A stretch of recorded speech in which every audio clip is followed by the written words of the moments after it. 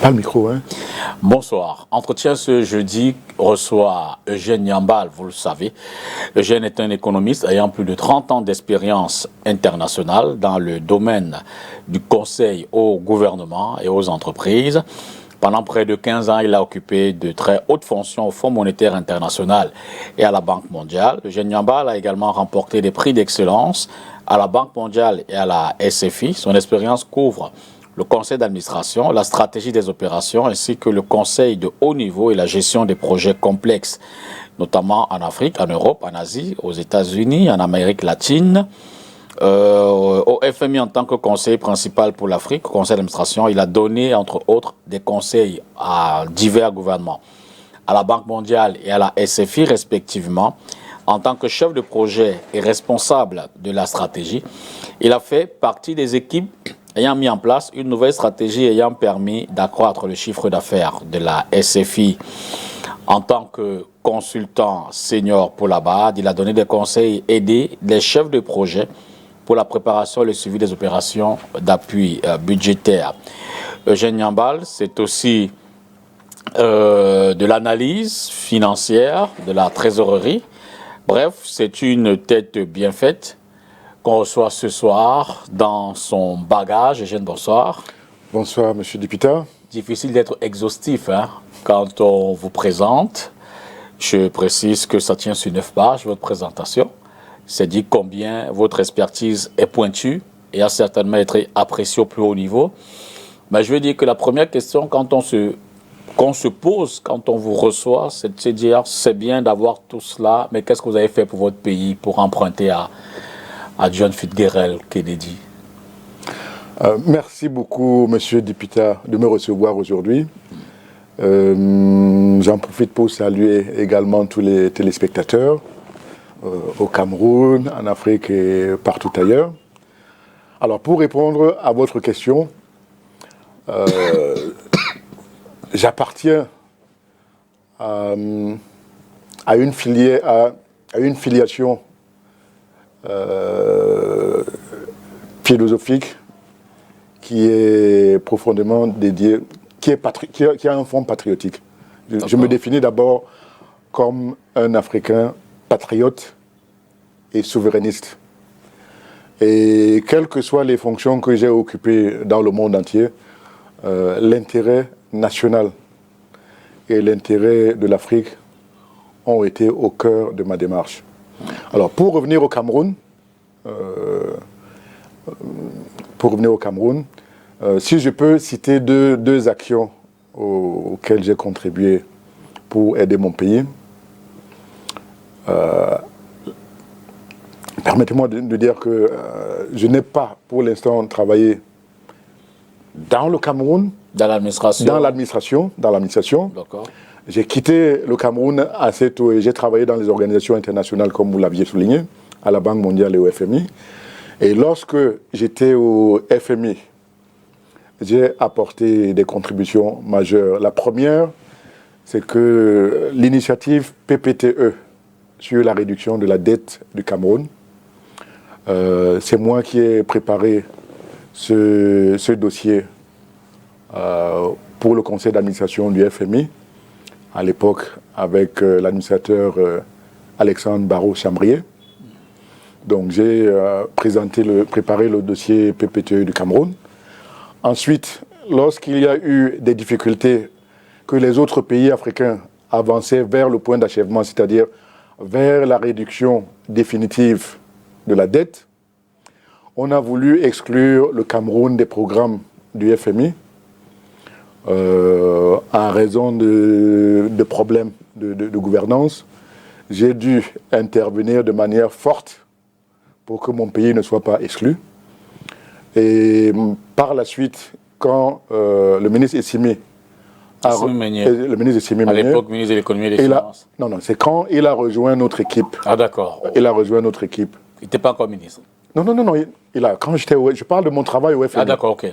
Quand je fais le PPTE, le ministre Essimi rejoint notre équipe 3 ans plus tard. Ensuite, moi je repars à la Banque mondiale et je lui passe, il reprend le dossier du Cameroun. pour le point d'achèvement. Donc c'est comme ça que le ministre Essimi rentre au Cameroun après. Donc j'ai essayé d'aider mon pays pour obtenir la réduction de la dette qui avait brisé des vies, qui avait détruit notre économie depuis près de 20 ans. D'accord. Ça, c'est ma première contribution au Cameroun pour essayer d'alléger les souffrances des Camerounais. Et je pensais qu'avec cette expérience, qu'on ne retomberait pas dans l'expérience douloureuse du réendettement. Ma deuxième contribution,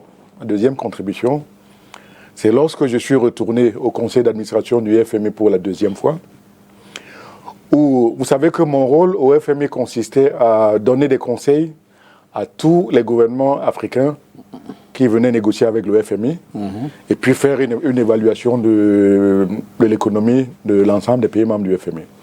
Donc, dans le cadre des conseils que je donnais au gouvernement, le gouvernement du Cameroun est venu solliciter un crédit dans le cadre des programmes qu'ils avaient avec le FMI, parce qu'après les émeutes de 2009, le programme avait déraillé et il fallait renégocier le programme. Donc le gouvernement arrive avec un projet d'investissement qui s'appelle Geovic, un projet minier. Et on me donne les documents, je me rends compte que Geovic est une concession minière qui avait été octroyée à un groupe d'Américains associés à des Camerounais, avec une société qui avait un capital de 10 millions de francs CFA. Et ce sont les principales réserves du Cameroun de cobalt, nickel et manganèse qui ont été concédées pour 25 ans pour un capital de 10 millions de francs CFA. Bon, ça, c'était ma première gêne. La deuxième est que le gouvernement camerounais a sollicité un crédit de 60 millions de dollars pour faire démarrer le projet. Et une partie de ce crédit devait servir à payer des contributions au capital pour le compte de certains individus. Donc lorsque j'ai vu ça, Monsieur Dipita, j'ai pris la mesure suivante. J'ai gardé par devers moi la lettre d'intention, c'est-à-dire l'accord de crédit entre le Cameroun et le FMI. Je suis allé à mon bureau, j'ai inséré dans la lettre d'intention une clause qui disait deux choses. Un, si le gouvernement camerounais utilise l'argent public, on ne doit pas rétrocéder les actions de l'État à des individus. On doit vendre ces actions sur les marchés financiers.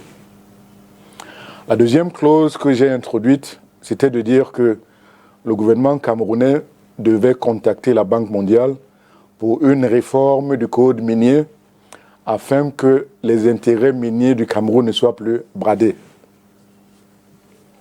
C'est ce qui m'a causé par la suite des problèmes au FMI où j'ai dû partir du FMI et les messages que j'ai eus par ici, c'est que je ne travaillais pas je ne protégeais pas les intérêts de mon pays, donc je quitte le FMI et je reprends des activités de consultant à la Banque mondiale. Et donc, j'ai fait du bon travail avec la Banque mondiale. Par la suite, comme je suis à mon compte, la Banque africaine de développement m'appelle pour aider à faire un travail de restructuration de l'ensemble des opérations du secteur privé. J'y vais avec une équipe de 5 personnes. Et lorsque j'arrive là-bas, je me rends compte qu'on vient de réintroduire un dossier de financement du Geovic pour endetter le Cameroun de 170 millions de dollars. Permettez-moi, Monsieur Dipita. Donc, si vous permettez. Bien sûr. On va vérifier tous ces éléments. Oui.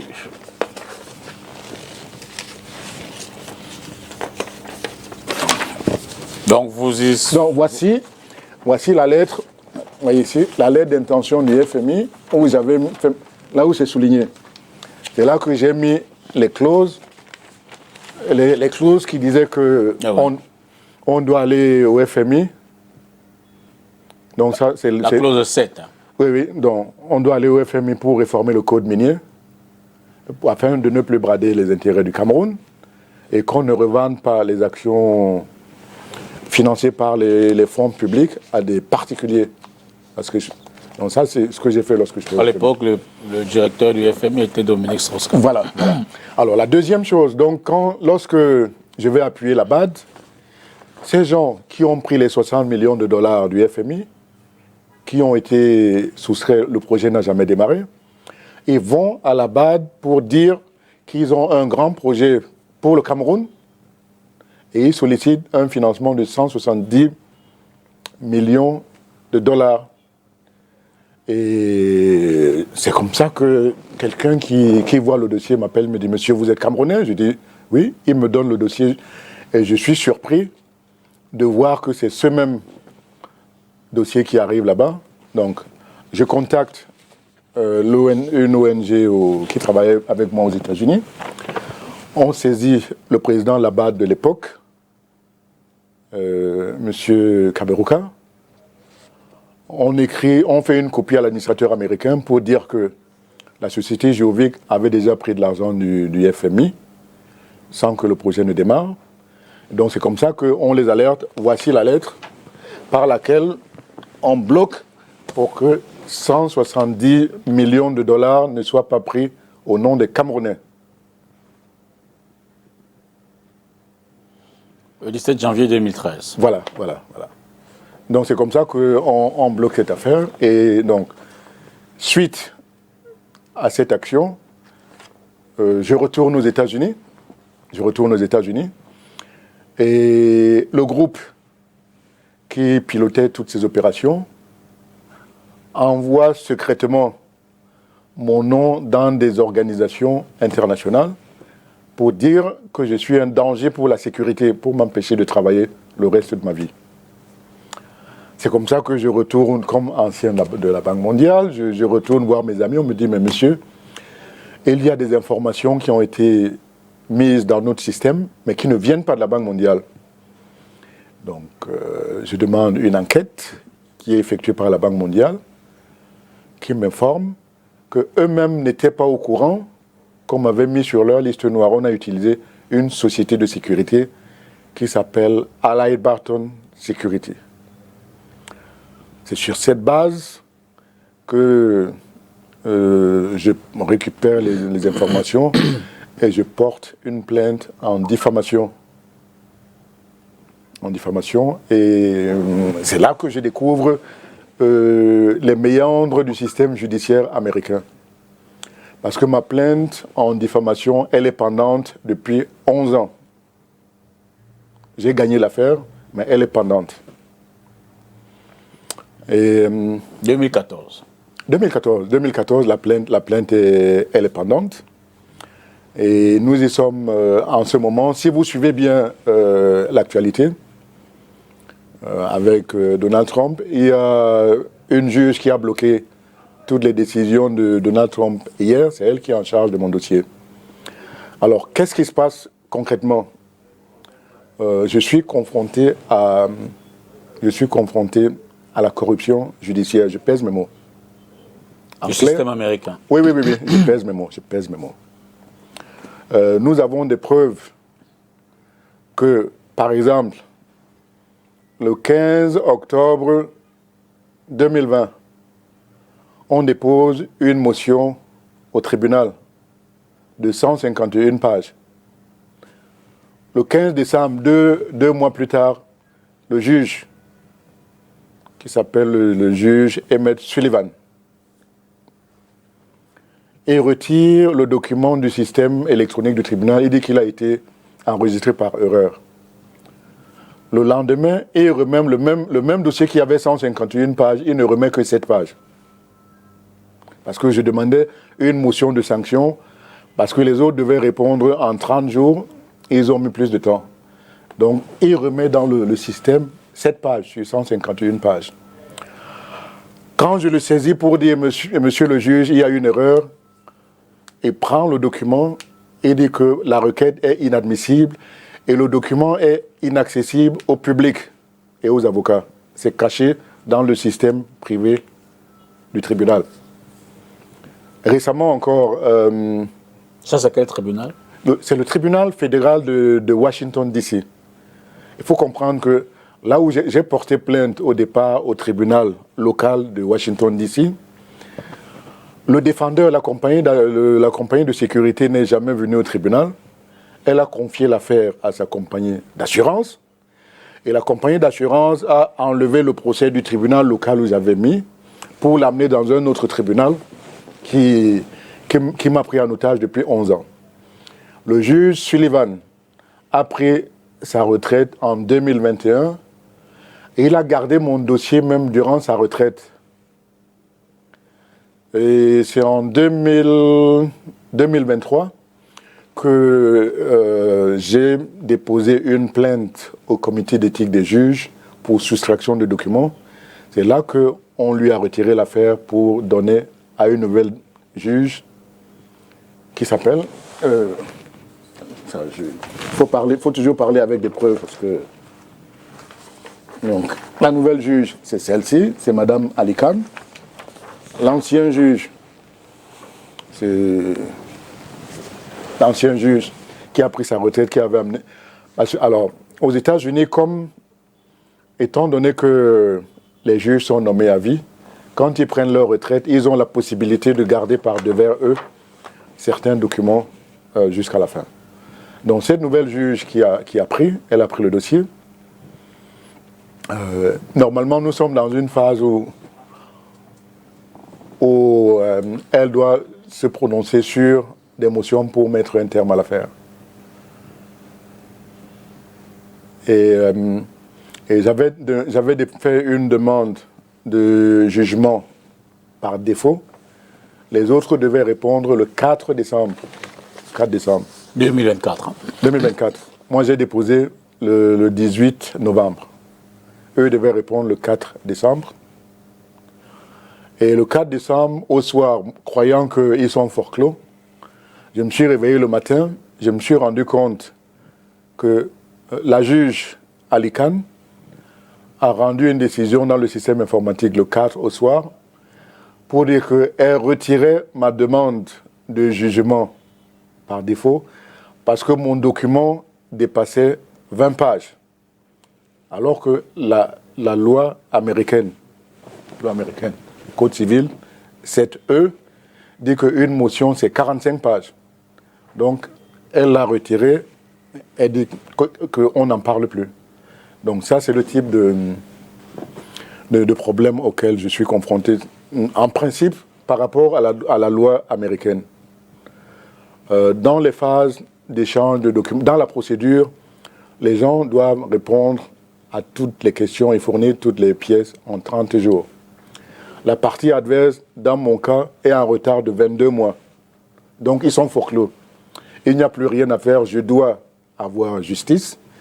Et on fait du dilatoire pour faire durer le cas. Donc, c'est dans cette situation que je suis. Donc, en clair, monsieur le député, je suis au Cameroun. Je travaille sur les problèmes de mon pays. Je travaille, mais j'ai également l'esprit pris aux États-Unis. Donc, en clair, la juge qui est en train de bloquer mon affaire, c'est elle qui est un peu la star aux États-Unis aujourd'hui face au président Trump. Ma réponse a été longue, mais j'ai voulu... Oui. Et par rapport... Oui, voilà. Mais pour me résumer, tout ceci m'est arrivé parce que je défendais les intérêts de mon pays. Et si c'était à recommencer, l'intérêt national a une importance majeure pour moi. Et vous soupçonnez quelques responsables du pays d'être en connivence avec ceux qui vous ont mis sur la liste noire? Je pense que la plupart des acteurs qui étaient dans le dossier, beaucoup sont partis. Beaucoup sont partis. En retraite? Oui, beaucoup ne sont plus là. Okay. Mais c'était bien organisé et les informations me sont revenues par plusieurs sources, y compris des enquêtes de Mediapart et d'autres. Bon, mais ça, c'est le passé. La seule chose qui m'a un peu gêné dans toute cette démarche, c'est que j'ai porté le combat du Cameroun, mais tout seul.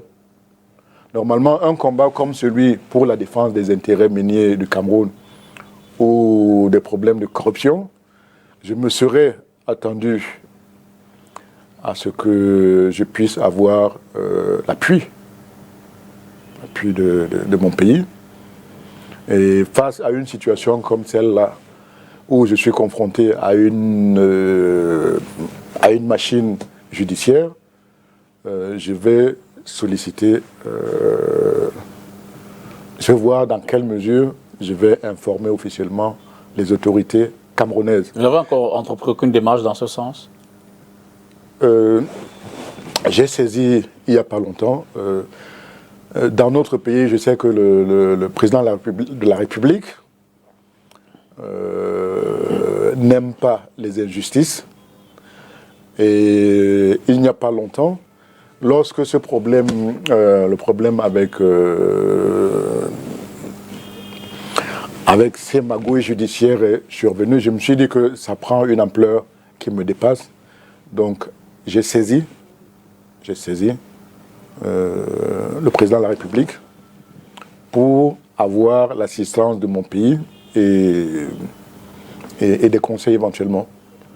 Je m'en remets à mes autorités parce qu'il y a des actions en tant que citoyen, vous devez informer vos autorités et voir dans quelle mesure vous pouvez un peu vous aider. Vous avez une réponse de la présidence de la République déjà? Pas encore, c'est tout récent. C'est tout récent. C'est tout récent. Bon, maintenant, qu'est-ce que vous entrevoyez pour la suite de cette affaire, pour le dénouement qui sait peut-être? Qu'est-ce que j'entrevois? Oui. Je dois gagner. Quand je mène un combat, je dois gagner. Je ne sais pas comment ça va se passer, mais je dois gagner. Et j'ai demandé une récusation de cette juge sur la base, sur le fait que, par exemple, on a déposé, on avait 2 demandes de jugement déposées. La première est la mise de côté. La deuxième est arrivée le 17 janvier. Et c'était la date limite pour que nous déposions cela. C'est arrivé le 17. Elle a écrit dans le système électronique du tribunal que le document n'est pas arrivé. Donc elle a informé le tribunal d'instance, la cour d'appel, que le document n'est pas arrivé au 17. Et c'est quand nous avons écrit au président du tribunal le 24, la semaine dernière, que subitement elle a mis le dossier dans le système comme si le document avait été reçu le 24. Et ce que je vais te demander, c'est que, étant donné que le greffe a la preuve que le document est arrivé le 17, je serai d'une extrême intransigeance pour que la date d'arrivée du document soit reflétée. Et j'ai introduit une requête en récusation. Bon, ce n'est pas un combat que je peux mener seul.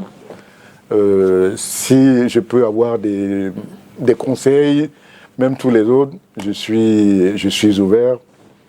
Je parle ici à mes amis, que ce soit au Cameroun, que ce soit en Afrique, que ce soit partout ailleurs. Mais c'est un combat que je mène, ce n'est pas pour moi seul, c'est un combat que je mène pour le Cameroun, pour l'Afrique. C'est un combat pour la dignité. Si vous dites que la justice américaine a été, je ne vais pas dire corrompue, mais qu'elle a tous ces manquements-là, est-ce que vous êtes confiant en ce qu'elle va se remettre sur les rails et pour que justice soit dite?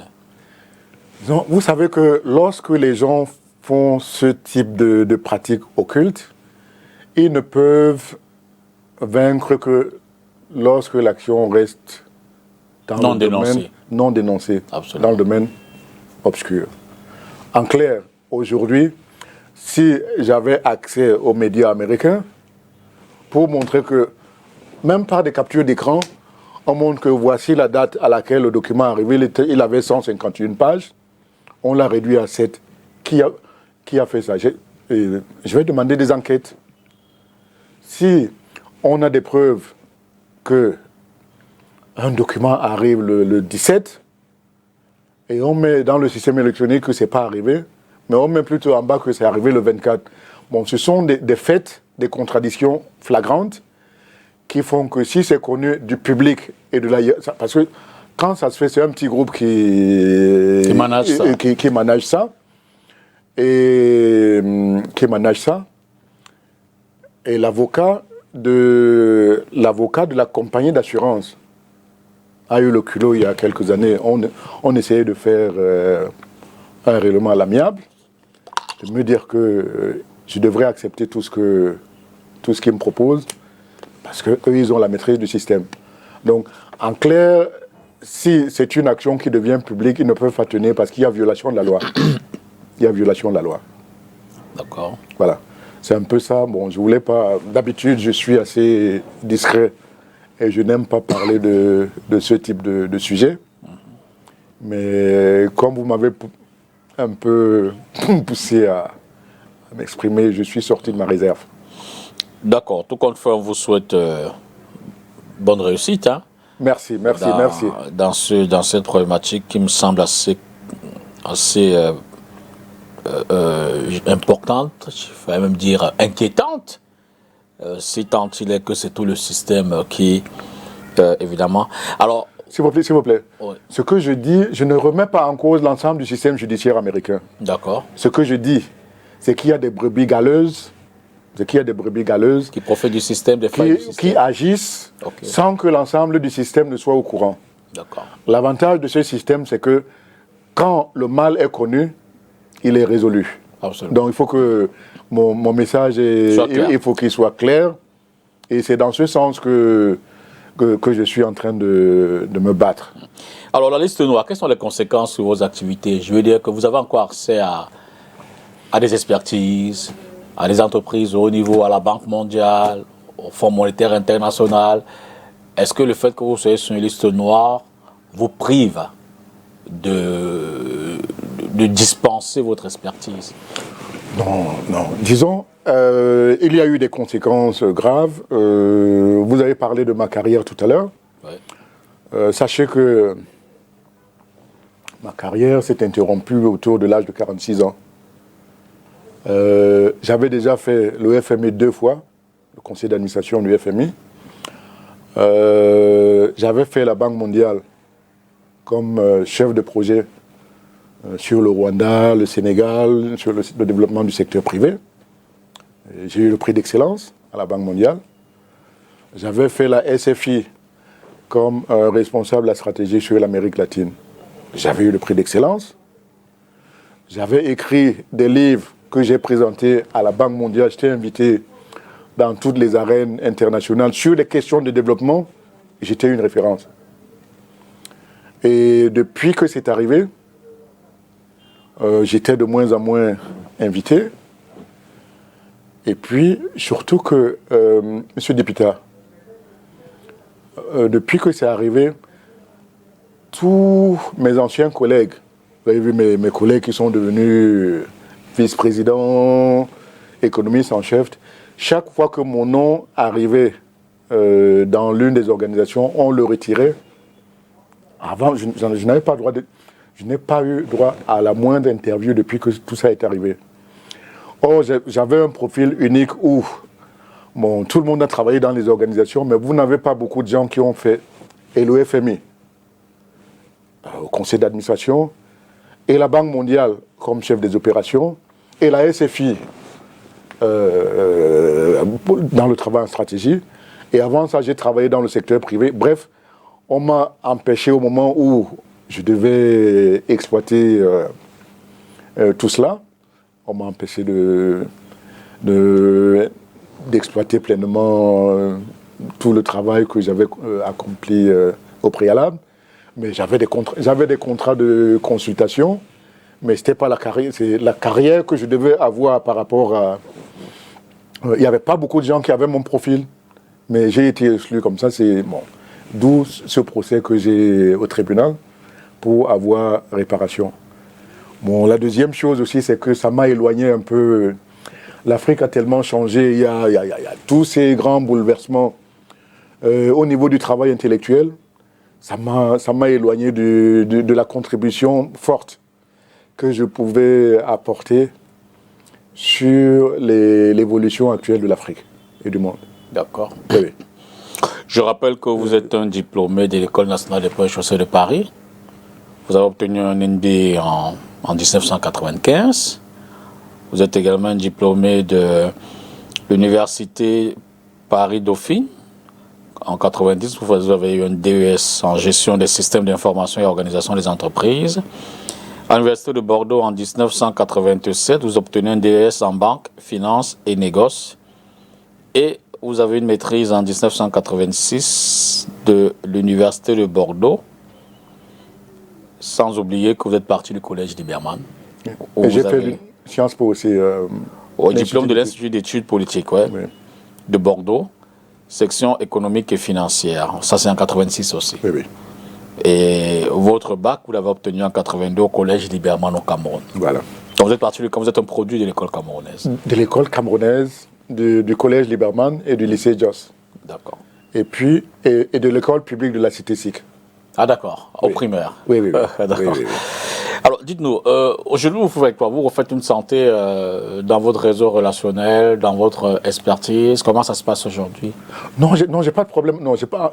En fait, ce dont je vous ai parlé, ce sont des blessures du passé. Je me suis ajusté. D'accord. Je fais des consultations. J'ai gardé mes amis, mes relations. Dans plusieurs pays. J'ai des amis qui travaillent pour leur pays. J'ai pas de problème à ce niveau. D'accord. En fait, ce dont je vous ai parlé, ce problème aurait dû être résolu depuis, mais les gens ont fait du dilatoire pour m'empêcher d'avoir justice. D'accord. Voilà. Bon, ben, on va donc quitter ces problèmes. Mais Voilà. puisque je vous ai en face, on va peut-être dire un ou deux mots sur la question minière au Cameroun, le code minier et autres. Comment vous appréciez le management de nos ressources naturelles, notamment minières, par le gouvernement du Cameroun? Disons, nous sommes dans une phase aujourd'hui où la plupart des pays prennent conscience de l'importance pour le développement de contrôler, de mieux contrôler et de mieux maîtriser la gestion de leurs ressources minières. D'accord. Jusqu'à présent, les pays occidentaux avaient fait de nous des pays pourvoyeurs de minerais et prenaient toute la valeur ajoutée. On ne laissait rien chez nous. On se rend compte aujourd'hui qu'avec l'évolution technologique, où on va dans une société où vous avez les voitures électriques, vous avez toutes ces nouvelles technologies qui font qu'on a de plus en plus besoin de nos minerais aujourd'hui. Et il y a un réveil en Afrique que vous voyez dans des pays comme le Mali, comme au Niger, où les gens prennent de plus en plus le contrôle de leurs ressources pour mieux maîtriser la valeur ajoutée. Et c'est vers ça que le Cameroun devrait aller. Vous prenez on se rend compte avec la crise internationale aujourd'hui que vous avez deux groupes de pays. Vous avez le groupe des pays avancés qui nous dominaient. Ils n'ont aucune matière première. Vous avez ceux qui ont les ressources, les pays des BRICS et les pays en voie de développement. Les autres venaient prendre, ils s'enrichissaient. Maintenant, on est dans une phase où on se rend compte que c'est celui qui a la matière première et qui la transforme, qui maîtrise l'économie réelle. Et c'est vers là qu'on va aller aujourd'hui. Au niveau du Cameroun, je pense qu'il n'y a pas eu une gestion judicieuse. Oh, non, je dirais qu'on doit améliorer la gestion des ressources minières du Cameroun pour deux choses. Un, avoir un code minier qui défend mieux les intérêts du Cameroun, qu'on ne donne plus des concessions minières à des gens qui n'ont aucune expertise, qu'on s'assure que sur des minéraux stratégiques comme l'or et les autres, que ce soit contrôlé par le Cameroun, mais qu'on développe autour de ça le savoir-faire technique de transformation de ces minéraux. Vous prenez par exemple des matières premières comme l'or. Un pays comme la France est l'un des principaux détenteurs d'or dans le monde. Or, la France n'a pas de minerais, de mines d'or. Alors, vous voyez, il y a eu ce problème de France CFA, on évalue, on dévalue pas. Vous devez comprendre que pour soutenir une monnaie, il faut des devises, mais il faut aussi des réserves en or. On peut les gagner dans le commerce international. Mais ce que les pays comme la France ont fait, c'est qu'ils ont pris les minéraux des pays comme le Burkina, comme le Mali, comme la Centrafrique, on transforme et on garde ça à la Banque de France. Et nous aussi aujourd'hui, on doit comprendre que nos minéraux comme l'or, on ne doit pas plus les céder à n'importe qui. On doit les utiliser pour éventuellement s'en servir dans le cadre des politiques monétaires souveraines qu'on devra mettre en œuvre dans l'avenir. Donc, en clair, aujourd'hui, les minéraux du Cameroun sont mal exploités, sous-exploités. Il faut complètement réformer l'ensemble du dispositif. Il faut renforcer les capacités de négociation et puis les capacités de transformation. Et de contrôle. Sommes-nous en capacité de le faire au regard des ressources des personnes, des institutions, au regard des lois qui encadrent tout cela? Monsieur le député, tout est possible. Vous êtes plutôt optimiste? Oui. Il faut le choix des hommes, le casting. Il faut les hommes qu'il faut, il faut les règles qu'il faut, il faut le contrôle qu'il faut, et il faut des mesures d'incitation. C'est-à-dire, on vous donne une feuille de route avec une politique, on met en place des systèmes d'incitation. Si vous délivrez les résultats, on vous garde. Si vous ne délivrez pas, on ne vous garde pas. Mais on a une feuille de route de là où on veut aller. Moi, je sais que sur des problèmes comme le problème des mines, si je dois le traiter, je vais le résoudre. Oui. Je n'ai pas envie de vous demander comment. Non, ça c'est... Ça fait partie de la stratégie. Ça c'est un autre débat. Mais sachez que tous les problèmes dans une société, tous les problèmes, je pense, on peut avoir des mécanismes pour les résoudre. Et la méthode, oui. Ah bon, c'est vrai, vous êtes un économiste, mais l'économie nourrit la politique. Donc je pourrais vous demander, si on fait une évaluation du climat politique à l'approche des élections de 2025, à date aujourd'hui, vous, dans votre expertise économique, mais surtout dans votre regard global des politiques publiques, vous direz que le Cameroun est... Pardon? Je dis si on fait une évaluation du climat politique à l'approche des prochaines élections présidentielles, vous direz? Déjà, vous me collez toujours l'étiquette d'économiste qui est étriquée. Je disais que je suis... je vais au-delà de ça. J'aborde d'autres questions que les questions strictement économiques. Alors, pour revenir au climat politique du Cameroun, bon, quand vous me demandez d'évaluer le climat politique du Cameroun, c'est par rapport aux échéances à venir de 2025. Absolument. Oui. Bon, je pense que notre pays se trouve face à des échéances capitales où on doit choisir d'ici la fin de l'année le commandant en chef du pays. Et et c'est ça qui va déterminer même le destin de notre pays dans les années à venir, et puis la capacité à résoudre les problèmes des Camerounais. Donc, pour faire une évaluation, il faut voir déjà, par rapport aux échéances, qui sera candidat, qui ne sera pas candidat. Ça, c'est la première chose. Qui seront les acteurs? Le deuxième niveau d'évaluation, c'est au niveau de l'organisation. Comment on organise? Le troisième, est-ce que les conditions d'organisation d'élections justes, transparentes, est-ce qu'elles sont là? Donc la première question, qui sont les acteurs du côté du gouvernement et de l'opposition? Deuxième, les conditions d'organisation. Le troisième, c'est que est-ce qu'il y a est-ce qu'il y a un projet politique derrière ça? Parce qu'on va pas... L'élection, ce n'est pas juste pour compter le nombre de voix, se compter. Le but de l'élection, in fine, c'est de savoir qui est-ce qu'on va choisir pour résoudre les problèmes des Camerounais. Bon. Et quand je prends ces trois dimensions, je me dis, au jour d'aujourd'hui, est-ce qu'on a des programmes? Est-ce qu'on a des coalitions qui sont en place pour gagner et apporter une réponse des Camerounais? Bon, je vous retourne la question. C'est moi qui les pose ici. Je vous retourne la question. Non, en clair, mon message, c'est pour dire que si on veut préparer de manière sereine les échéances de la fin de l'année, on doit aborder ces trois problématiques. Un, les acteurs, je pense que je regarde la télé, je vois qu'il y a des acteurs qui s'activent. Deux, comment travaillent-ils? Quelles sont leurs stratégies de conquête du pouvoir? Trois, est-ce qu'on s'assure que Elecam joue son rôle? Quatre, est-ce que les Camerounais sont sensibilisés sur le fait qu'ils sont responsables de leur destin? Ils ne doivent pas être des citoyens passifs. Un Camerounais jeune, homme, femme, qui veut que sa vie change, ce n'est pas en restant à la maison.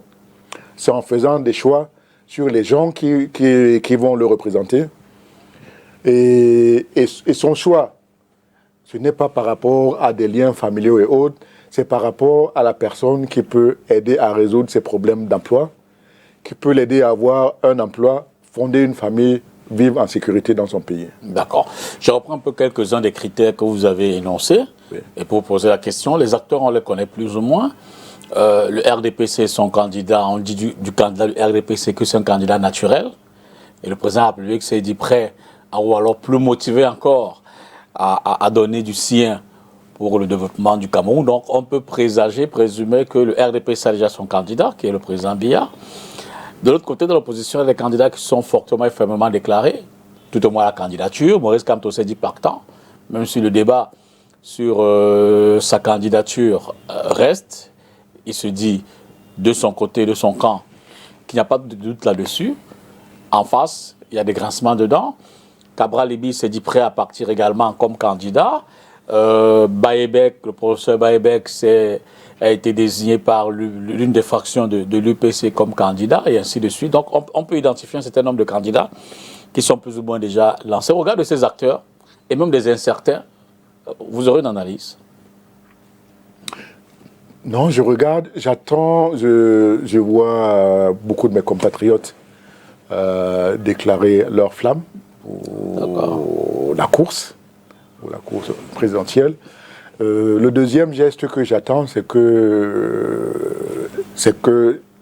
les candidats nous disent ce qu'ils ont comme projet. Justement, ça aurait été la deuxième question. Oui, qu'ils ont comme projet pour les Camerounais. Et je suis content que cette élection suscite autant d'enthousiasme, autant d'engouement sur les leaders politiques. Et j'espère que la société civile va se rejoindre au mouvement. Mais sachez qu'une élection, c'est une rencontre entre un homme et le peuple. D'accord.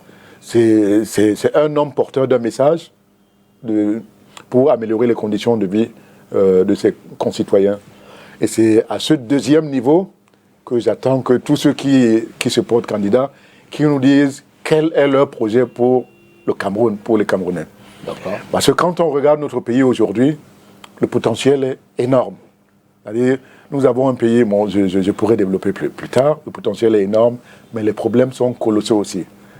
Je suis rentré au Cameroun depuis une année.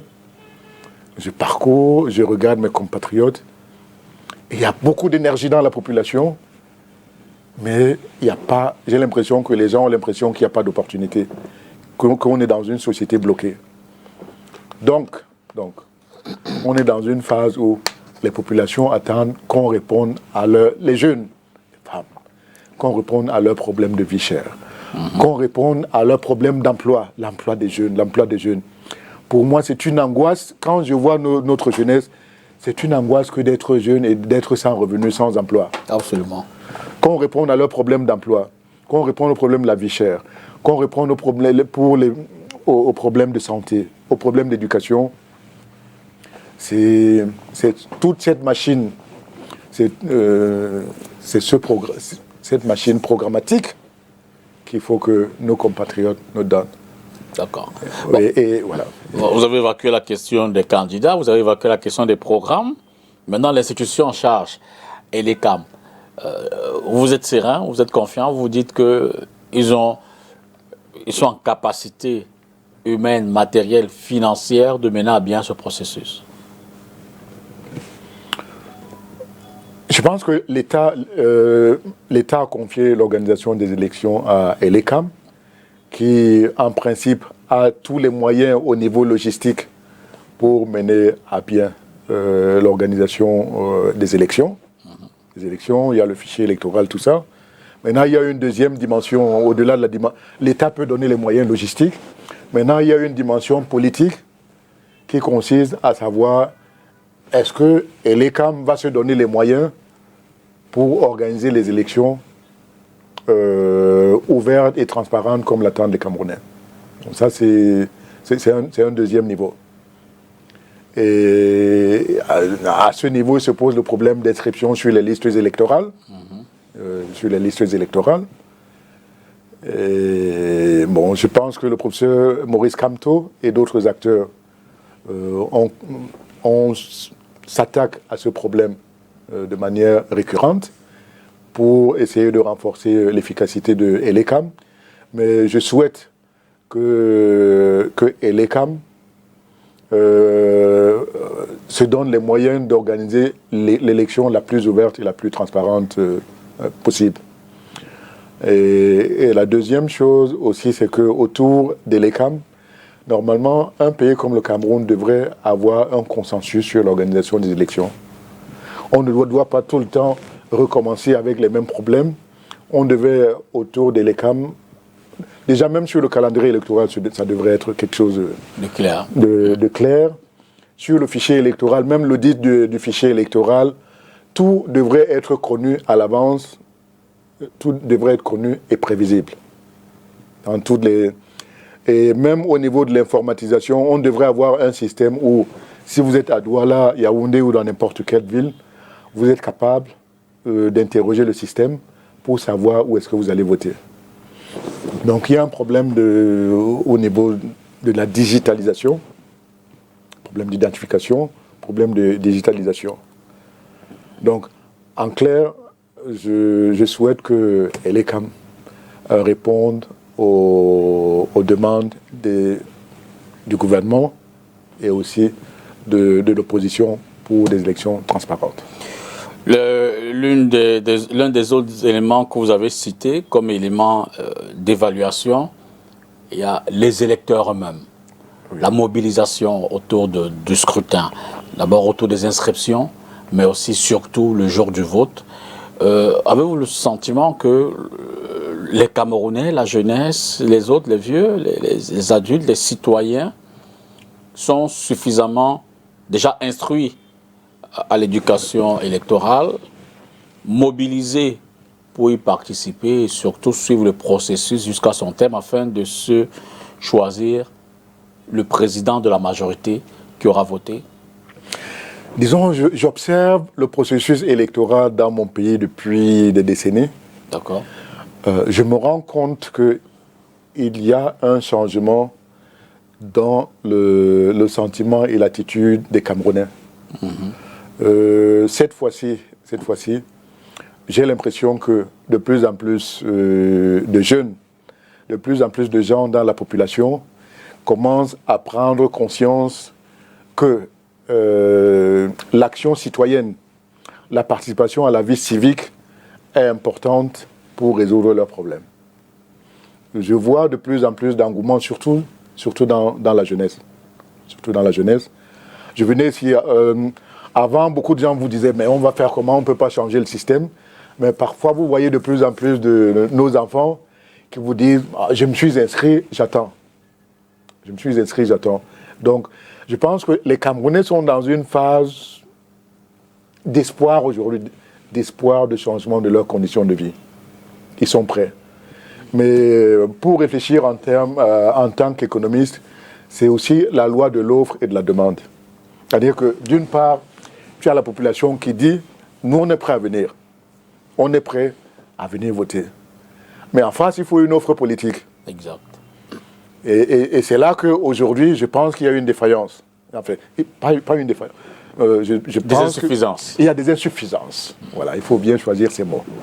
Il y a des insuffisances. Les gens, je vois un engouement, c'est-à-dire, quand je parle aux jeunes, je parle aux femmes, j'essaie de parler à toutes les couches. Pensez-vous que parmi les acteurs politiques, potentiellement candidats, il y a une offre sérieuse de 3, 4, 5 candidats? Mais ce que j'attends, ce que nos jeunes, ce que tout le monde attend, c'est de dire, ok, je suis là. Mais quelle solution vous avez j'arrive pas à travailler, je suis à la maison tous les jours. J'ai fait des études, je passe des concours, je ne connais personne dans l'administration. Qu'est-ce que vous me proposez, vous me faites comme proposition pour résoudre mon problème? Ça, cette offre n'est pas encore là. Mais ce que je dis aux jeunes, ce que je dis à toutes nos populations, c'est que lorsqu'ils s'engagent dans la vie civique, ne votez pas pour des gens uniquement pour des liens familiaux, pour des liens de parenté. Pourquoi? Parce que si vous votez quelqu'un parce qu'il est lié à vous, si le jour où cette personne perd son poste, vous n'avez plus, cette opportunité est perdue. Votez pour des gens qui sont capables de mettre en place des politiques publiques qui profitent à vous et à l'ensemble des autres jeunes. Comme ça, même si la personne n'est pas là demain, les conditions pour vous trouver de l'emploi, elles sont pérennes.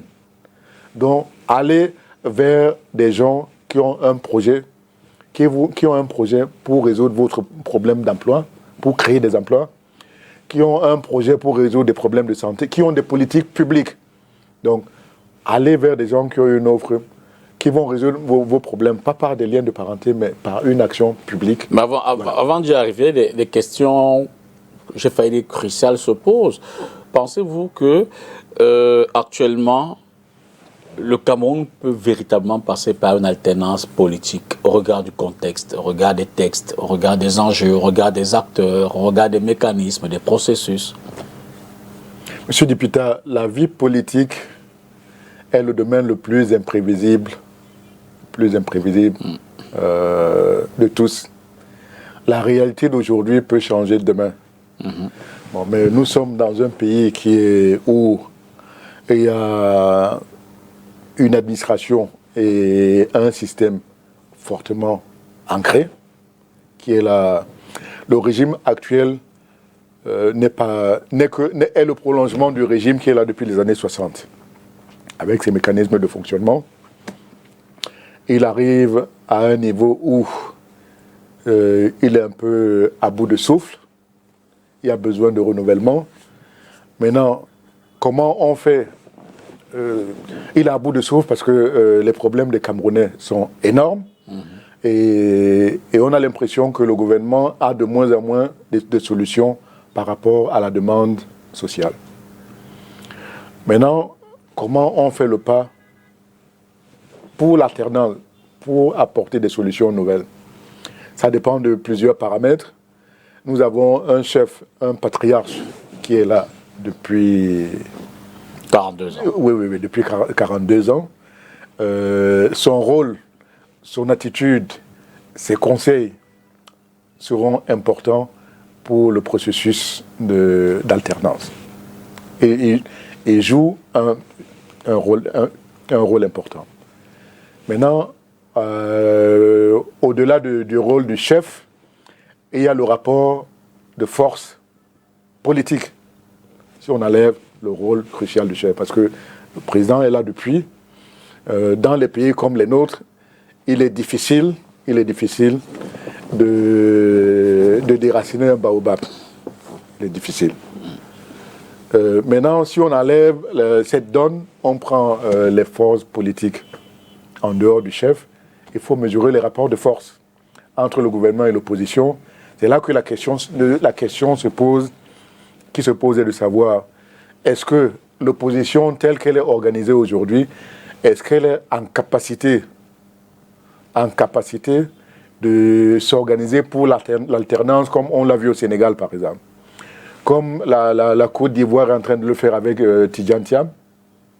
Quand on regarde aujourd'hui, est-ce qu'on a une position assez forte? Force en termes d'unité d'action, mais forte surtout en termes, non, c'est surtout en termes de projet de société. Parce que je pense que l'alternance, c'est pas l'unité. Les gens veulent rêver. La politique, c'est un idéal que vous vendez aux gens. Est-ce qu'aujourd'hui, dans l'opposition camerounaise, on a des leaders qui ont un idéal de transformation de la société, un contrat pour le changement, un pacte pour la prospérité, pour dire aux Camerounais, moi, si je suis là demain, je change vos conditions de vie. Quand vous le dites, quand la population est convaincue, aucune force, aucune institution ne peut arrêter. Absolument. Ne peut arrêter une telle force. Et c'est là, c'est ce que moi je veux, c'est ce que je veux voir. Quand on parle d'unité, on s'unit autour d'une vision. On ne s'unit pas juste parce qu'on est 4 individus, on doit. Quand je vois le débat sur l'union de l'opposition au Cameroun, mais on s'unit autour de quoi? Est-ce qu'on a une vision commune? Monsieur le député, si vous prenez deux espèces animales, 4 espèces différentes, comment vous les mettez dans la même cage? Donc, il faut, avant de parler d'union, il faut voir quel est le projet politique.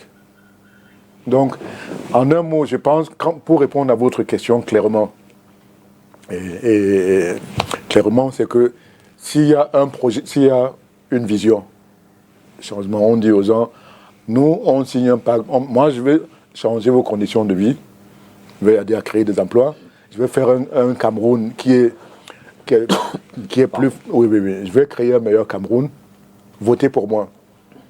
Bon, ça c'est la proposition. Mais la deuxième chose maintenant, dans un système aussi verrouillé que le nôtre, est-ce que les forces de l'administration vont laisser un leader porteur d'une vision forte, capable de convaincre les Camerounais?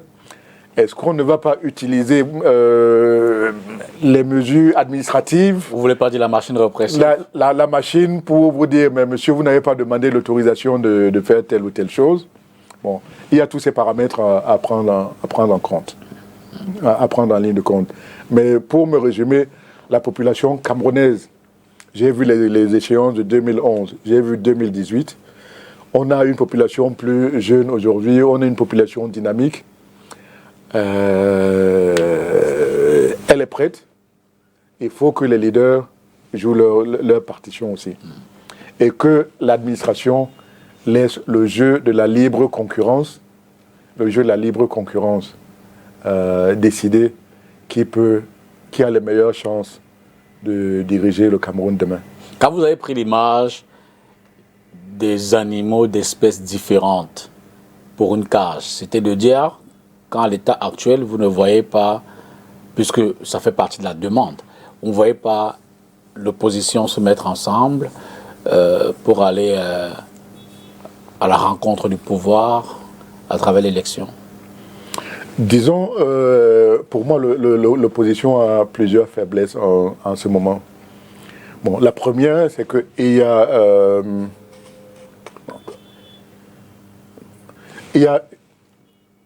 a plusieurs leaders qui sont présents sur l'échiquier. Donc, il y a une division des acteurs. Ça, c'est la première des choses. La deuxième des choses, on ne voit pas un projet politique, un projet de société fort, une vision forte de l'un d'eux qui dit « Voici où je veux amener le Cameroun, suivez-moi. Voici ma vision du Cameroun des 30, 40, 50 prochaines années. » Donc, il faut une discussion, pas autour de l'unité, il faut une discussion au niveau d'une vision commune. Où est-ce qu'on veut amener le pays demain? Quand on a défini le chemin, où est-ce qu'on veut amener le pays, maintenant on se met ensemble, qui fait quoi dans l'attelage? Bon, ce travail n'est pas fait. La deuxième faiblesse, c'est au niveau de la faiblesse logistique. On a affaire à un gouvernement qui a la force, qui est là depuis 6 décennies, et qui a un maillage électoral à travers l'appareil administratif, qui contrôle les pouvoirs traditionnels. Donc il y a une capacité de projection sur l'ensemble des bureaux de vote dans le pays. Et en face, vous avez une opposition qui n'est pas quand on prend les partis individuellement, qui n'est pas en capacité même d'avoir des candidats dans l'ensemble des circonscriptions du pays. Et encore moins qui a encore moins les capacités de contrôler le processus et le jour des élections, de contrôler les résultats. Donc, enfin, vous avez une machine administrative qui est organisée et enfin, les gens n'ont pas assez de cadres pour être candidats et ils n'ont pas assez de personnes pour être scrutateurs le jour des élections. Et au niveau logistique, au niveau des moyens financiers, le pays est vaste. À moins que je ne me trompe, mais nos partis n'ont pas la capacité de projection du RDPC qui est capable d'aller à l'extrême nord, qui est capable d'aller dans le sud, qui est capable d'aller dans le nord, un peu partout. Si je me trompe, j'aimerais avoir votre avis, mais c'est un peu l'analyse que je fais actuellement. Mais quand on prend le cas de pays comme le Sénégal, les gens sont allés de manière dispersée, mais ils ont organisé. Quand on voit Sonko, l'équipe de Sonko et les autres qui ont gagné, on a vu la victoire, mais il y a eu un travail en amont sur le projet de société, en amont, déjà, pour préparer un contrat social avec les Sénégalais, pour dire, président Macky Sall, voici ce qu'il fait, il n'arrive pas à vous satisfaire. Nous, si on arrive demain, voici où on va vous amener. On a créé l'espoir. Et la deuxième force de l'équipe Sonko et du président Faye, c'est que l'opposition s'est arrangée de telle sorte que là où il y avait des insuffisances, un parti n'était pas obligé d'être présent sur toute l'étendue du territoire. On a organisé une collaboration de telle sorte que quand tu es scrutateur, tu es capable... En fait, une forte dynamique autour de la coalition. De la coalition pour faire des contrôles complémentaires, pour ne pas disperser les ressources. Et l'autre chose aussi, il y avait une forte mobilisation de la société civile, des chefs religieux et de la jeunesse pour la victoire. Et je vois un peu en Côte d'Ivoire, c'est aussi ce que... Tidjane, il est mieux loti que chez nous ici, parce que lui, il hérite de l'ancien parti unique, le PDCI, de Konan Bané. Et il arrive avec un parti qui est capable de faire le maillage de l'ensemble du territoire national. Il arrive avec une équipe de cadres et il travaille fortement pour avoir une vision. Il arrive aussi avec le fait qu'il a des relais au niveau international. Il a une vision de son pays et des relais qui font que face à la puissante machine qui est en place, il est capable de se mouvoir. Il peut se mouvoir. Vous voyez un profil comme le sien ici au Cameroun, parmi les acteurs politiques? Pour l'instant? Oui. Pour la présidentielle 2025. Pour 2025? Oui. Si on avait ce type de profil? Non, si vous y voyez, si vous en voyez. Mais, je pense que les Camerounais, nous sommes 30 millions de Camerounais. Et peut-être il y a... On est à combien de mois? On est à 10 mois? Sensiblement, janvier. À 10 mois à peu près. Je pense qu'il y a beaucoup de Camerounais qui nous écoutent. Et il y a des talents qui peuvent se prononcer. Mais sachez que le Cameroun a besoin de ce type de profil. Et si avec le temps, c'est Mitterrand qui disait toujours « il faut laisser le temps au temps ». Oui, c'est la phrase favorite de Mitterrand. Donc, les Camerounais verront s'il y a... Un profil qui se dégage. Voilà. Alors, cela dit, évidemment, les questions politiques sont de premier ordre, mais il faut aussi dire que les Camerounais vivent difficilement leur quotidien. Le secteur informel, par exemple, représente une grande partie de l'économie camerounaise. Comment peut-on mieux l'intégrer dans la politique économique du pays? C'est une question complexe. En fait,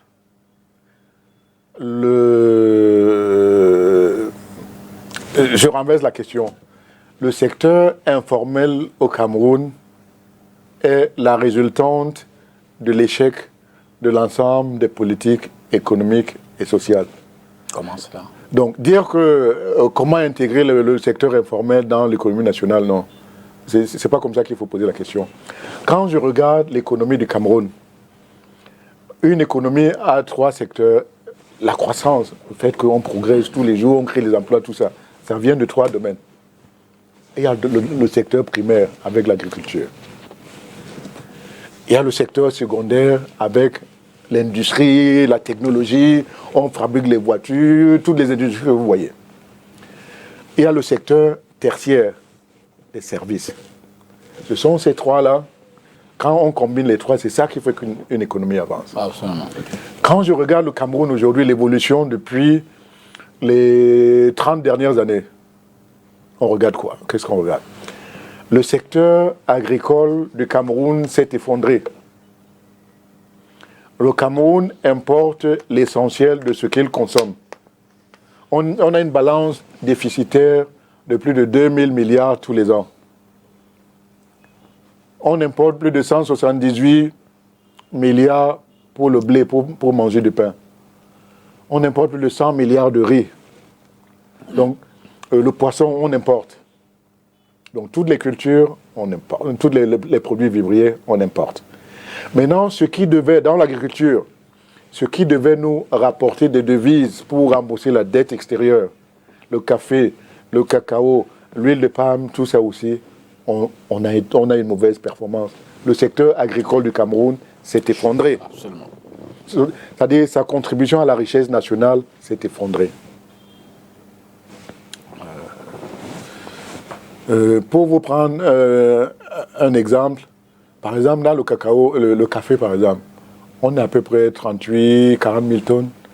Un pays comme l'Éthiopie a 958 000 tonnes. Dans le cacao, on a 200 000 tonnes. La Côte d'Ivoire a 2 millions de tonnes.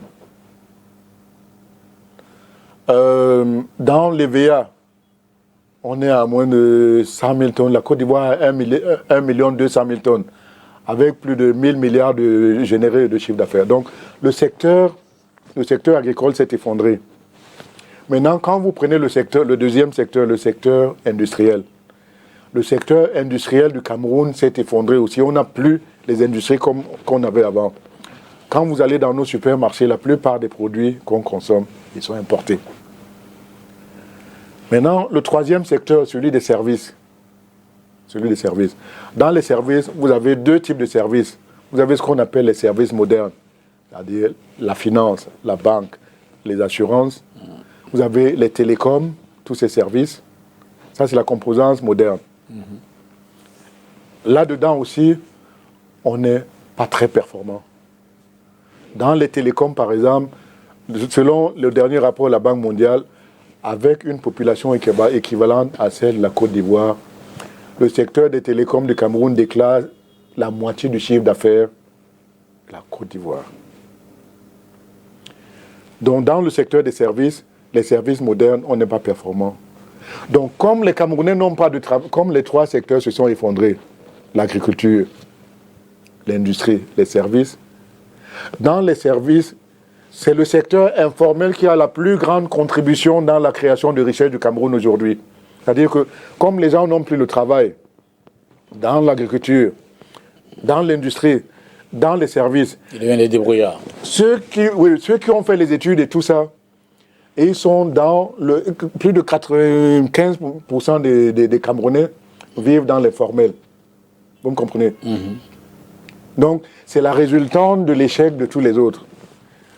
Pourquoi cette machine, quand on fait agriculture, tout ça, ça ne marche pas?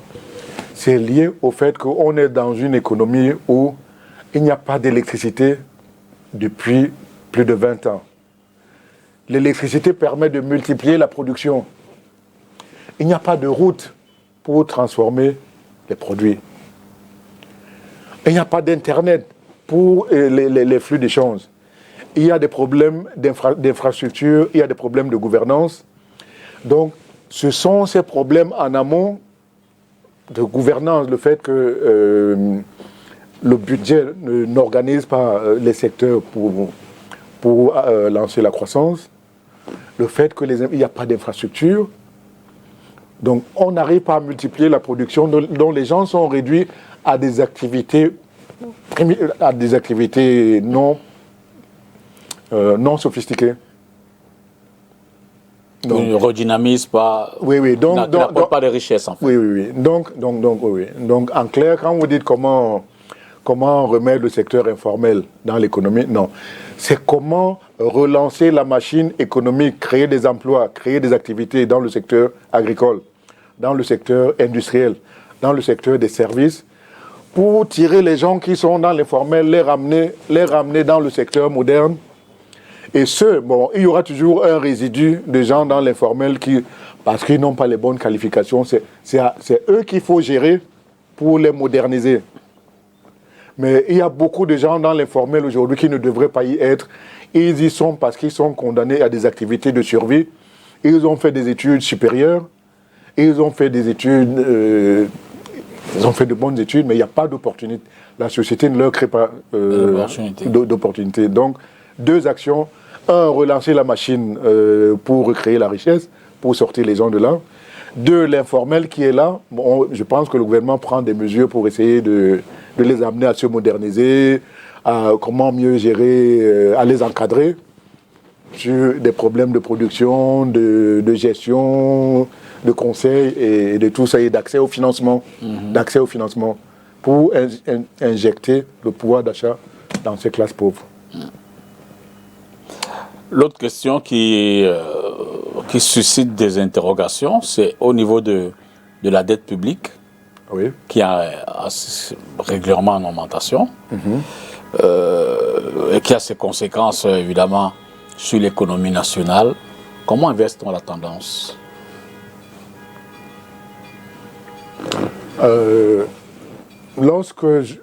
Comment inverse-t-on la tendance de la dette? La dette publique qui augmente. Il faut travailler, il faut recommencer à produire. Si vous avez un budget, un salaire, vous dépensez plus que ce que vous gagnez, vous ne pouvez pas vivre comme ça durablement. Bon, quand on prend l'exemple du Cameroun, je pense qu'on est en train d'aller, sur le problème de la dette, on est en train d'aller vers un mur. Même les programmes d'ajustement qu'on fait avec le FMI en ce moment, ça ne sert pas à grand-chose. Parce que ça ne s'attaque pas aux problèmes réels qui créent l'endettement du Cameroun.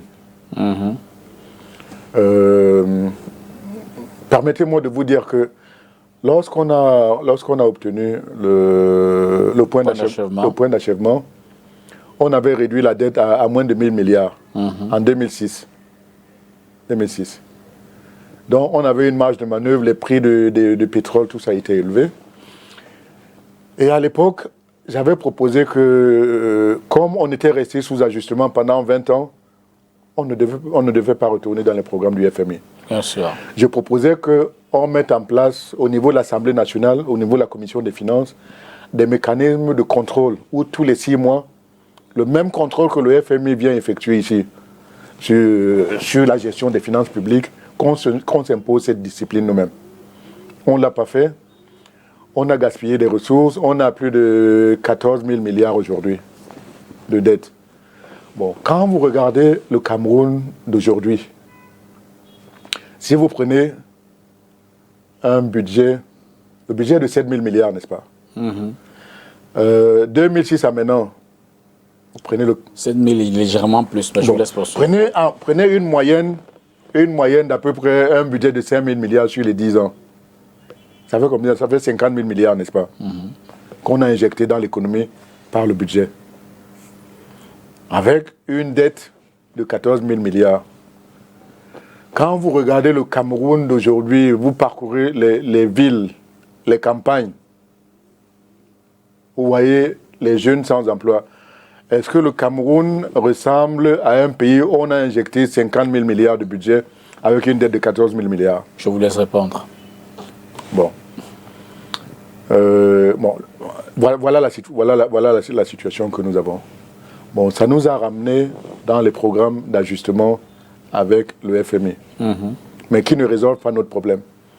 Le FMI est venu, comme on s'est réendetté, le FMI est venu nous imposer des programmes pour nous amener à rembourser la dette.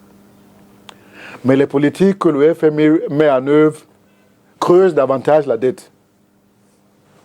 C'est-à-dire que on a mal utilisé l'argent, on n'a pas investi. L'argent qu'on a pris pour l'endettement, on aurait dû l'utiliser pour créer des infrastructures, relancer l'économie, les routes, tout ça. On ne l'a pas fait. Maintenant, pour rembourser, le FMI arrive. Le FMI dit, pour rembourser vos dettes, vous devez augmenter les impôts et couper les dépenses. Tout ce qu'on vous dit sur les programmes du FMI, bon, ce n'est pas un objectif de développement, c'est l'huissier qui arrive, qui dit, pour rembourser la dette, je vais dégager un surplus. Je dégage le surplus, comment? Je vous fais augmenter les impôts. Je vous fais augmenter les impôts et je réduis les dépenses. Monsieur Dipita, donc, lorsqu'on augmente les impôts, vous voyez, les entreprises, on met une pression fiscale sur les entreprises. Celles qui avaient de l'argent, qui devaient investir, quand on leur prélève plus d'impôts, elles investissent moins. Même pour le contribuable, la vie devient plus chère. Absolument. Donc, la base de création de richesse, plus vous augmentez les impôts, plus vous la réduisez. Vous avez l'illusion de rembourser, mais au fil des ans, vous êtes en train de réduire la base productive qui va vous permettre de souffler un peu et de créer des richesses et des emplois. Donc, on est en train d'aller contre un mur. Si on continue, vous allez voir, est-ce qu'il y a une amélioration ces 4-5 dernières années par rapport à ça? Non. On est sous programme. Comme le fait Antonoir. Oui, on est sous programme. On ne fait que créer de nouveaux impôts, Or, le FMI n'adresse pas les vrais problèmes de déséquilibre des finances publiques du Cameroun. Il y a plusieurs problèmes. Il y a la qualité de la dépense. L'argent qui est collecté, on doit mieux l'utiliser. C'est la première chose. La deuxième chose, il y a tout ce qui est le train de vie de l'État. C'est-à-dire que, oui, on ne peut pas faire un programme d'ajustement où on met les impôts sur les Camerounais, mais on garde un gouvernement qui a une structure de 70 membres. Il faut réduire la taille du gouvernement pour que le gouvernement fasse un effort dans l'ajustement de la population camerounaise. Il y a d'autres pistes, par exemple. Bon, ce n'est pas le lieu d'en parler parce que c'est trop technique. Mais moi, quand je vais dans le budget du Cameroun, je peux identifier des sources d'économie fortes. Enfin, il y a deux choses. Il y a des choses qu'il faut changer dans la régulation. Elle est trop lourde. Il y a des dépenses qui sont faites dans les postes des biens et services et autres. Je ne vais pas y aller, mais ce que je peux vous dire, c'est que moi, je peux, si je devais résoudre le problème, je ne ferais pas ce que le FMI est en train de faire. Si on continue à augmenter les impôts, on va tuer l'économie. Moi, je serais pour un programme où on signe un programme avec le FMI, 1 ou 2 programmes pour préparer la sortie des programmes d'ajustement, revoir tout le dispositif fiscal et douanier. Vous avez une autre situation paradoxale, par exemple. Regardez, le Cameroun est sous ajustement. M. Dipita, vous payez des patentes, des timbres et tout ça. Mais à côté de ça, on a signé les APE qui font qu'un producteur qui est à Marseille, qui est à Milan, qui vend ses produits ici à travers Carrefour, Orca et tout ça, il ne paye pas de droits de douane. L'argent que lui devait verser à la douane pour faire fonctionner l'État camerounais n'est pas là. Pour récupérer cet argent, le gouvernement fait 2 choses. On fait plus d'impôts sur les Camerounais et puis on va demander des crédits au FMI. Donc par rapport à ça, vous savez que j'avais fait à l'époque une lettre ouverte au chef de l'État pour demander que le Cameroun ne signe pas les APE. Et je maintiens cette position que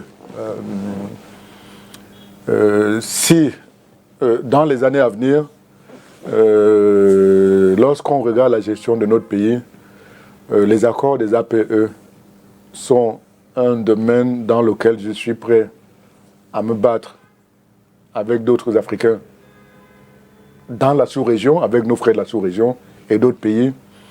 Pour ne plus y rester. Oui, on doit aller, oui. Je suis, c'est très clair dans ma tête. Et parce que, et même quand on fait des APE, c'est une manière de subventionner l'Union européenne. Vous le savez? À ce point-là. Oui. Pourquoi? Regardez, les principaux échanges de l'Afrique, de notre sous-région aujourd'hui, ce n'est pas avec l'Europe, c'est avec l'Asie. C'est avec l'Asie. On commerce avec l'Asie, on commerce avec les États-Unis, on commerce avec l'Union européenne. Donc, quand on dit à l'Union européenne de ne pas payer les droits de douane chez nous, on fausse la concurrence par rapport aux produits américains et asiatiques.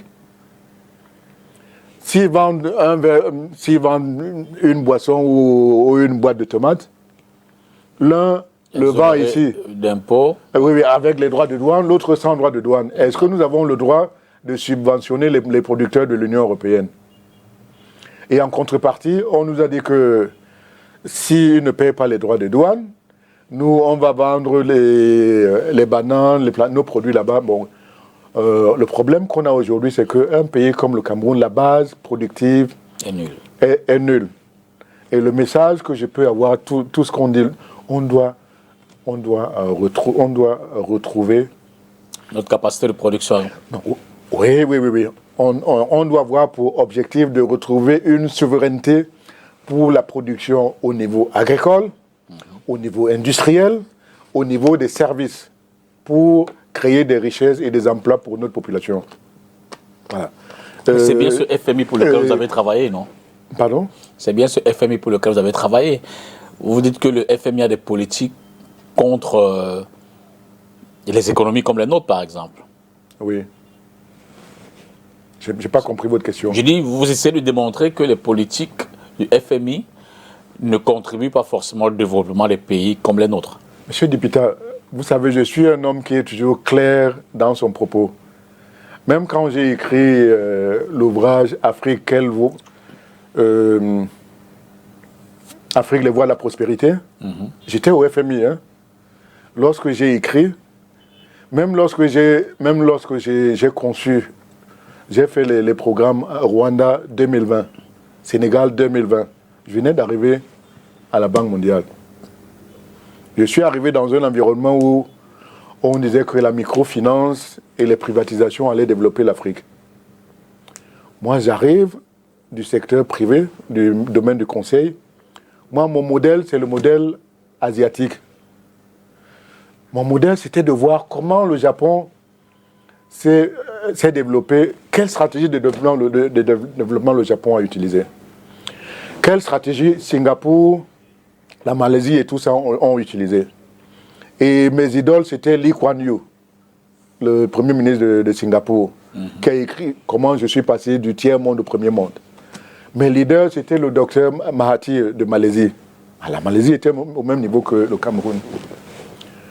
Donc c'est comme ça que j'arrive.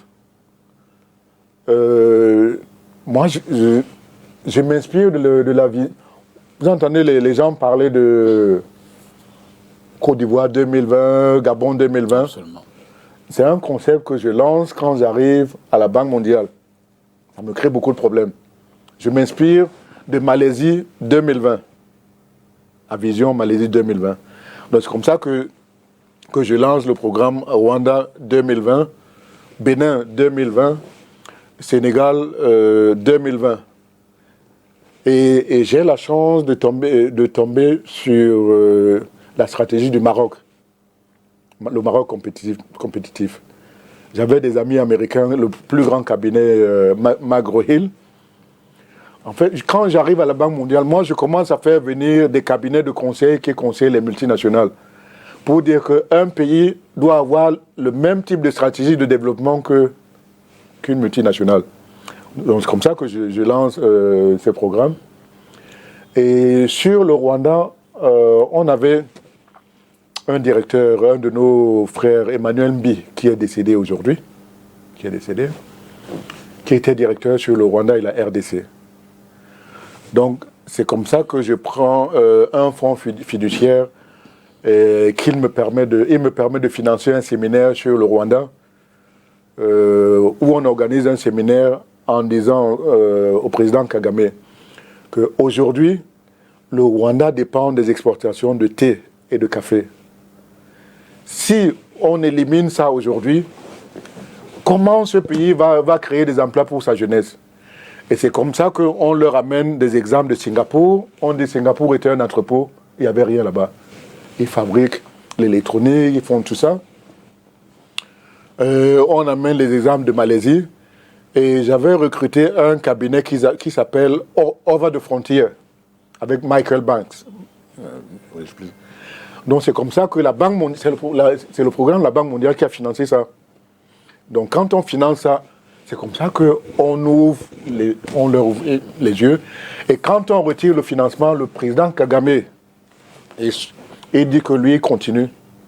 Il continue. C'est comme ça que toutes ces études et toutes ces choses, la diversification de l'économie vers le tourisme, le Rwanda n'avait pas les nouvelles technologies. Il n'y avait rien là-bas, pas d'électricité, rien. Donc il se lance dans tout ça.